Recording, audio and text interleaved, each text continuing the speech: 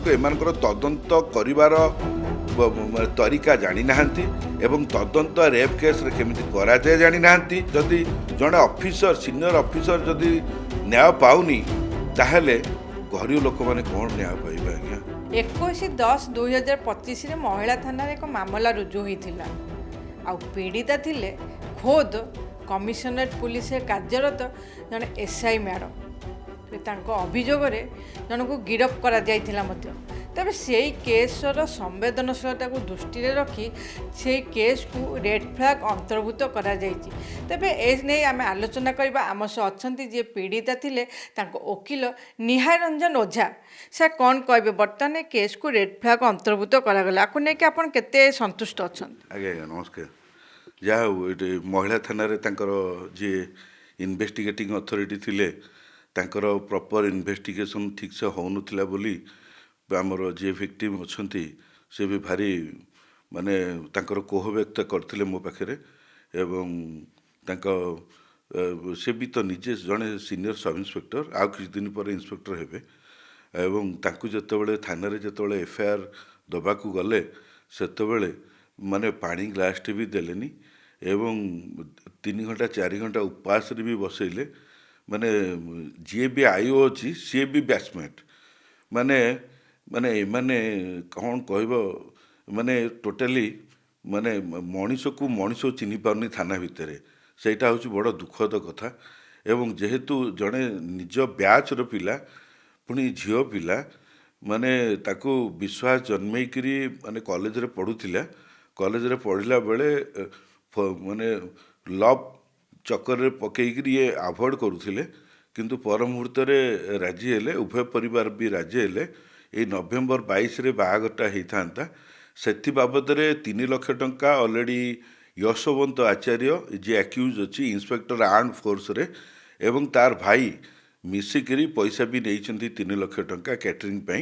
ସେଇଠି ଖୋର୍ଦ୍ଧାରେ ଯେତେବେଳେ ଗୋଟେ ଡାକିକିରି ବସିକିରି ଖାଇଲା ବେଳେ ସେତିକି ବେଳେ ଗୋଟେ ମୋବାଇଲରେ ମେସେଜ୍ ଆସିଲା। ମୋବାଇଲରେ ସେ ନୋଟିଫିକେସନ୍ରୁ ମ୍ୟାଡ଼ାମ୍ ଦେଖିଦେଲେ ଯେ ହେଉଛି ତୁ ମୋତେ ଛାଡ଼ିକିରି ସ୍ନେହ ମଞ୍ଜରୀ ପାଖରେ ଯାଇକି ଅଛୁ, ଆଉ ଠିକ୍ ଅଛି ମୁଁ ତ ଅବସ୍ଥା ଏବେ କ'ଣ କରୁଛି ଦେଖ, ଆଉ ମୁଁ ଯାଇକି ଥାନାରେ ଯାଇକିରି ବସୁଛି। ତାପରେ ଏ ମେସେଜ୍ଟା ଯେତେବେଳେ ପଢ଼ିଲା ପରେ ମ୍ୟାଡ଼ାମ୍ ପୁରା ହତବାକ୍ ହେଇଗଲେ, କହିଲେ ଇଏ କ'ଣ ମେସେଜ୍। ସେ ଗୋଟେ ବହୁତ କଥା ଆଭଏଡ଼ କରିଗଲା। ତା ପର ଷ୍ଟେଜ୍ରେ ତାକୁ ଆଉ ଆଭଏଡ଼ କଲେ ମ୍ୟାଡ଼ାମ୍। ଆଭଏଡ଼ କଲା ପରେ ସେ ତାକୁ ମିଛ ପ୍ରଲୋଭନ ଦେଖେଇଲା, କହିଲା ନାଇଁ ନାଇଁ ମୁଁ ବାହା ହେଇନି, ସେ ଆଉ ଜଣଙ୍କର ମେସେଜ୍ଟା ମୋ ମୋବାଇଲକୁ ପଳେଇ ଆସିଥିଲା, ଏଇଟାକୁ ଆମର ତ କଥା ହେଇଛି, କଥା ଯେତେବେଳେ ପଇସା ବି ଛିଣ୍ଡିଛି, ସେ ନିଜେ ଗୋଟେ ଆର୍ମ ଫୋର୍ସରେ ଅଛି, ମାନେ ପୋଲିସ ଡିପାର୍ଟମେଣ୍ଟର ଦାୟିତ୍ୱବାନ ମାନେ ଗୋଟେ ଆଇନଗତ ମାନେ ଇଏ ଅଫିସରେ କାମ କରୁଛି।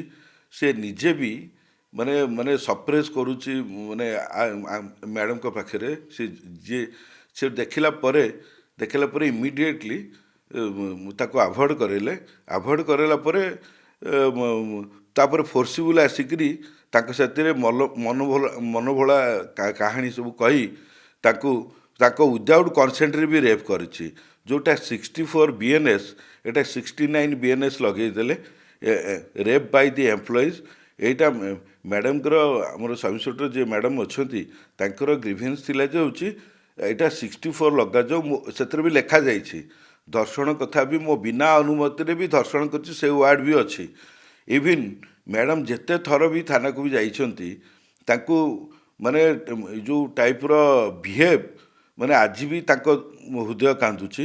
ଯାହାଫଳରେ କି ସେ ଅନରେବୁଲ୍ ଆମର ଡିଜି ପୋଲିସଙ୍କ ପାଖରେ ଯାଇକରି ତାଙ୍କର ଗୁହାରି ଜଣେଇଲେ ଏବଂ ପୋର୍ଟାଲରେ ସିଏମ୍ଙ୍କର ପୋର୍ଟାଲ ଅଛି, ପୋର୍ଟାଲରେ ବି ଗ୍ରିଭେନ୍ସ ପିଟିସନ୍ ବି ଦିଆ ସରିଛି। ଏବଂ ଡିଜି ପୋଲିସଙ୍କ ପାଖରେ ଡିଜି ମହୋଦୟଙ୍କ ପାଖରେ ଦେଖା ହେଇକରି କହିସାରିଲା ପରେ ଆଙ୍କର କୋହ ଭରା ଆଉ କଣ୍ଠ ରୋଦନ ଭରା କଥା ଶୁଣିଲା ପରେ ଡିଜି ମହୋଦୟ ନିଜେ ଦେଖିଲେ ଯେ ହେଉଛି ମୋ ଅଫିସରକୁ ଏମାନେ ଏ ଟାଇପ୍ର ବ୍ୟବହାର କରିଛନ୍ତି, ଆଉ ଯେଉଁ ଦଫା ଗୁଡ଼ାକ ଲଗେଇବା କଥା ସେ ଦଫା ଗୁଡ଼ାକ ଲଗେଇ ନାହାନ୍ତି। ତା ପର ଷ୍ଟେଜ୍ରେ ତାକୁ ମ୍ୟାଡ଼ାମ୍ ତାକୁ ଇଏ ଗ୍ରିଭେନ୍ସ ପିଟିସନ୍ ଡିଜିଙ୍କ ପାଖରେ ଦାଖଲ କଲେ, ଯାହାଫଳରେ କି ତାପରେ ଇମିଡ଼ିଏଟଲି ଡିଜି ଡାଇରେକ୍ଟେଡ଼ ଦେଲେ, ଡାଇରେକ୍ସନ୍ ଦେଲେ ଏଇଟାକୁ ରେଡ୍ ଫ୍ଲାଗ୍ ଭୁକ୍ତ କରାଯାଉ ଏବଂ ୟାକୁ CWକୁ ତଦନ୍ତ ଭାର କ୍ରାଇମବ୍ରାଞ୍ଚକୁ ଦିଆଗଲା ବୋଲି ଅର୍ଡ଼ର ହେଇଛି, ଯାହା ମୁଁ ଖବର ପାଇଛି। ସାର୍ ଏବେ ଯେଉଁ ଆପଣ ଭାବୁଛନ୍ତି ମହିଳା ଥାନା ପାଖରୁ ସେ ନ୍ୟାୟ ପାଇଲେନି, CWକୁ ଯାଇଛି କେସ୍ଟା, ଏଥିରୁ ସେ ନ୍ୟାୟ ପାଇବେ, ଆଉ ଆପଣ କ'ଣ ଆଶା କରୁଛନ୍ତି? ଆଜ୍ଞା ଯେହେତୁ କ୍ରାଇମବ୍ରାଞ୍ଚ ଆମର ଷ୍ଟେଟ୍ ଗଭର୍ଣ୍ଣମେଣ୍ଟର ଗୋଟେ ଉଚ୍ଚସ୍ତରୀୟ ତଦନ୍ତ ସଂସ୍ଥା ଏବଂ ସେଥିରେ ସିନିୟର ଅଫିସର IPS ମାନେ ବି ଅଛନ୍ତି, ମୋତେ ଯାହା ହୃଦବୋଧ ହେଉଛି ଏଥିରେ ସେ ଯାହା ପୁଙ୍ଖାନୁପୁଙ୍ଖ ତଦନ୍ତ ହେଇନଥିଲା ଏବେ ପୁଙ୍ଖାନୁପୁଙ୍ଖ ତଦନ୍ତ ହେବ ଏବଂ ମୁଁ ଆଜି ବି ନିଜେ ଏବେ ବି ଏଇ 2 ଘଣ୍ଟା ତଳେ ରେକର୍ଡ଼ ବାହାର କରିକିରି ଦେଖିକିରି ବି ଆସିଛି, ମ୍ୟାଡ଼ମଙ୍କ ସାଥିରେ ବି କଥା ହେଇଛି ଫୋନରେ। ବହୁ ଜିନିଷ ମାନେ ସେ IO ଯିଏ ବହୁ ଜିନିଷ ସପ୍ରେସ୍ କରିଛି ଏବଂ ବହୁ ଜାଗାରେ ଟ୍ୟାମ୍ପରିଂ ବି କରିଛି, ମାନେ ଯେଉଁଟାକି ମୁଁ ଏବେ କହିବା ପାଇଁ ଚାହୁଁନି, ଯେଉଁଟାକି ଆମର ଯେଉଁ କ୍ରାଇମବ୍ରାଞ୍ଚ ନେଲା ପରେ ସେ କେମିତି ଏଟାକୁ ଶୂନ କରିଛି, ଏଗୁଡ଼ାକୁ ଟୋଟାଲି ସସ୍ପେଣ୍ଡ କରିଦେବା କଥା IOକୁ, ଆଉ ସେଇଟା ଆଜ୍ per the direction of the IAS of ମହିଳା ପୋଲିସ ଏମାନଙ୍କୁ ଡିଗ୍ରେଡେସନ୍ କରାଇଦେବା କଥା, ଡିଗ୍ରେଡେସନ୍ କରିଦେଇକିରି ପୁରା ଇଏ ଯେଉଁ ନକ୍ସଲାଇଟ୍ ଏରିଆକୁ ଛାଡ଼ିଦେବା କଥା ଏ ଅଫିସରମାନଙ୍କୁ। ଏମାନଙ୍କର ତଦନ୍ତ କରିବାର ତରିକା ଜାଣିନାହାନ୍ତି ଏବଂ ତଦନ୍ତ ରେପ୍ କେସ୍ରେ କେମିତି କରାଯାଏ ଜାଣିନାହାନ୍ତି ଏବଂ କେଉଁ ଦଫା FIRରେ ଆସୁଛି ସେ FIRକୁ ତନ୍ନ କରି ପଢ଼ୁନାହାନ୍ତି ଏବଂ ଯେଉଁ ଦଫା ଲାଗିବା କଥା, ଯଦି ଜଣେ ଅଫିସର ସିନିୟର ଅଫିସର ଯଦି ନ୍ୟାୟ ପାଉନି ତାହେଲେ ଗରିବ ଲୋକମାନେ କ'ଣ ନ୍ୟାୟ ପାଇବେ ଆଜ୍ଞା? ଏତେ ବଡ଼ ସଂସାର, ଏତେ ବଡ଼ ଦୁନିଆ, 4.5 କୋଟି ଓଡ଼ିଶା ମାଟି, ଏଠି ମାନେ ଆମ ରାଜ୍ୟ ହେଉଛି ଅତି ମାନେ ଗରିବ ଶ୍ରେଣୀର ରାଜ୍ୟଟିଏ, ଏବେ ଧୀରେ ଧୀରେ ଜଷ୍ଟ ପିକଅପ୍ ନେଉଛି।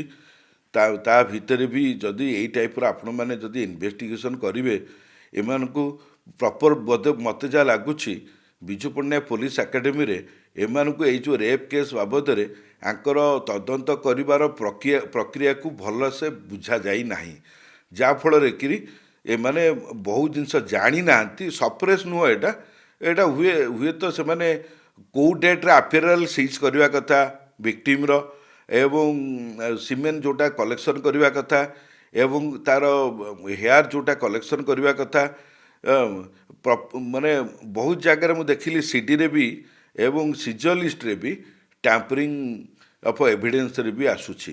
ତେଣୁ ଏଇଟା ଯେହେତୁ କ୍ରାଇମବ୍ରାଞ୍ଚ ନେଇଛି ଆଉ ରେଡ୍ ଫ୍ଲାଗ୍ ଭୁକ୍ତ ଜୋନ୍ ୟାକୁ ତିଆରି କରିଛି ଏ କେସ୍ଟିକୁ, ଯାହା ହଉ ଏଇଟା ବହୁତ ମାନେ ସୌଭାଗ୍ୟର କଥା, ଯାହା ହଉ DG ପୋଲିସ ଏଇଟାକୁ ଗୋଟେ ରେୟାରେଷ୍ଟ ଅଫ୍ ଦି ରେୟାରେଷ୍ଟ କେସେସ୍ରେ ନେଇଛନ୍ତି, ଯେଉଁଟାକି ମାନେ ସମସ୍ତେ ଲୋକଲୋଚନକୁ ଆସିବ ଯେ ହେଉଛି ଠିକ୍ ଅଛି, ମାନେ ଏଇଟା ପ୍ରପର୍ ଇନଭେଷ୍ଟିଗେସନ୍ ହେବ ଏବଂ ଏଇ ଯେଉଁ ଭିକ୍ଟିମ୍ ନିଜେ ସବ୍ ଇନ୍ସପେକ୍ଟର ଜଣେ ଆଉ କିଛି ଦିନ ପରେ ଇନ୍ସପେକ୍ଟର ହେବେ, ସେ ଯଦି ନ୍ୟାୟ ପାଉନାହାନ୍ତି ପୁଣି ଓଡ଼ିଶାର ରାଜଧାନୀ କ୍ୟାପିଟାଲରେ, ମାନେ ଏଇଟା କେତେ ଦୁଃଖଦାୟକ ମର୍ମନ୍ତୁଦ କଥା କହିଲେ, ମାନେ ହୃଦୟ ବିଦାରକ କଥା ବି ଆଜ୍ଞା।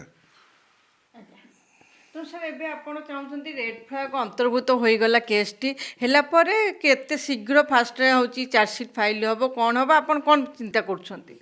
ମୋତେ ଯାହା ଲାଗୁଛି ଯେହେତୁ ଇଏ ତ ପାର୍ଟଲି ଇନଭେଷ୍ଟିଗେସନ୍ କରିଛନ୍ତି, investigation till now not completed, charge sheet ବି ଏପର୍ଯ୍ୟନ୍ତ ଦେଇନାହାନ୍ତି, ଏଇଟାକୁ ଯେହେତୁ କ୍ରାଇମବ୍ରାଞ୍ଚକୁ ହ୍ୟାଣ୍ଡଓଭର କରାଯାଇଛି, ସେ ୟାକୁ ପୁଙ୍ଖାନୁପୁଙ୍ଖ ତଦନ୍ତ କରିବେ। ସେ ରେକର୍ଡ଼ ଉପରେ ବି ଲେଖା ହେଇଯାଇଛି, ଟ୍ରାନ୍ସପୋର୍ଟ ଟୁ CW ବୋଲି ଲେଖା ହେଇଯାଇଛି, ମୁଁ ନିଜେ ବି ପଢ଼ିଲି, ବହୁତ ଭଲ ହେଇଛି ଏଇଟା। ଆଉ ଯେଉଁ ଦଫା ଗୁଡ଼ାକ ଛାଡ଼ି ଯାଇଛନ୍ତି, ସେ ଯେଉଁ ଚଣ୍ଡାଳ ଇନ୍ସପେକ୍ଟର ଯିଏ ମାନେ ୱିଦାଉଟ୍ କନସେଣ୍ଟରେ ରେପ୍ କରିଛି, ସେ ଦଫାଟା ବି କାଟି ଦେଇଛନ୍ତି। ଏମାନଙ୍କୁ ଟୋଟାଲି ଡିଗ୍ରେଡେସନ୍ କରିଦେବା କଥା, ତାଙ୍କର ସେ ମହିଳା ଥାନାରେ ସିଟ୍ରେ ବସିବାର ଅଧିକାର ଆଜ୍ଞା ନାହିଁ ଆଜ୍ଞା। ଯେତେ ଜଲ୍ଦି ଏ କେସ୍ରେ ଚାର୍ଜସିଟ୍ ପଠାଇଦେବେ ସେତେ, ଆଜିକାଲି ବହୁତ ସ୍ପିଡ୍ ଅଫ୍ ଟ୍ରାଏଲ୍ ଚାଲିଛି ଆଉ ଏଥିରେ କନଭିକ୍ସନ୍ ରେଞ୍ଜ ବି ବହୁତ ବେଶୀ ଅଛି ଏବଂ human memory is very short memory. ଆପଣ ଆଜି ଯେଉଁଟା ପଢ଼ିଥିବେ କାଲି ସକାଳେ ଆପଣ ଭୁଲିଯିବେ, ବା ଆଜି ରାତିରେ ଟିଭିରେ ଯାହାକୁ ଦେଖିଥିବେ ପର ମୁହୂର୍ତ୍ତରେ 10 ଦିନ ପରେ କି ମାସେ ପରେ ଦେଖିଲେ ତାକୁ ଚିହ୍ନି ପାରିବେନି, ପାଖରେ ଯାଉଥିଲେ ବି, ମାନେ ଯେକୌଣସି ମର୍ଡ଼ର ଆସାମୀ ହେଉ କି ରେପ୍ ଆସାମୀ ହେଉ।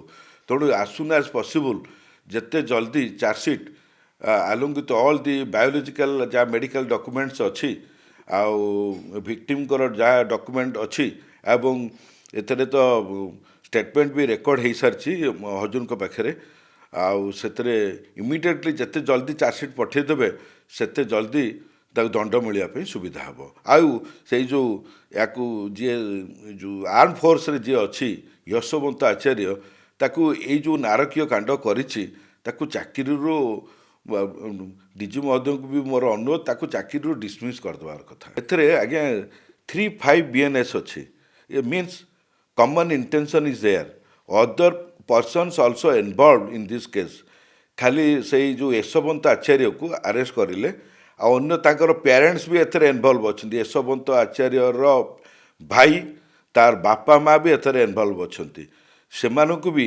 ତଦନ୍ତ ପରିସରକୁ ଅଣାଯାଉ ଏମାନଙ୍କୁ ଆରେଷ୍ଟ କରିକି ଟୋଟାଲ ଗୋଟେ ଲେସନ୍ ଦିଆଯାଉ ଲେସନ୍ ଦିଆଗଲେ ମାନେ ଲୋକଲୋଚନକୁ ଆସିବ ଯେ ହେଉଛି ଆମେ ଯଦି ଏମିତି କରିବୁ ଏମିତି ଦଣ୍ଡ ପାଇବୁ ଆପଣ ଶୁଣୁଥିଲେ ସାର୍ ଯାହା କହୁଥିଲେ ଯେହେତୁ ପୀଡ଼ିତା ଜଣକ ମହିଳା ଥାନାରୁ ନ୍ୟାୟ ପାଇଲେ ନାହିଁ ତେଣୁ ପରବର୍ତ୍ତୀ ସମୟରେ ସେ ଡିଜି ସାର୍ଙ୍କୁ ଯାଇକି ଦେଖା କରିଥିଲେ ତେବେ ବର୍ତ୍ତମାନ କେସ୍କୁ କ୍ରାଇମ୍ ବ୍ରାଞ୍ଚକୁ ହସ୍ତାନ୍ତର କରାଯାଇଛି ଆଉ ସେ ଆଶା କରୁଛନ୍ତି ଯେ ଏଇ କେସ୍ରେ ସେ ଉଚିତ ନ୍ୟାୟ ପାଇବେ ଆମେ ବି ଆଶା କରିବା ଯିଏ ପୀଡ଼ିତା ଅଛନ୍ତି ତାଙ୍କୁ ଉଚିତ ନ୍ୟାୟ ମିଳୁ ବୋଲି ଭୁବନେଶ୍ୱରରୁ କ୍ୟାମେରା ପର୍ସନ ମଧୁସୂଦନଙ୍କ ସହ ମାମାଲି ବେବର୍ତ୍ତାଙ୍କ ରିପୋର୍ଟ ପ୍ରମେୟ ନ୍ୟୁଜ୍ 7 ଡିଜିଟ୍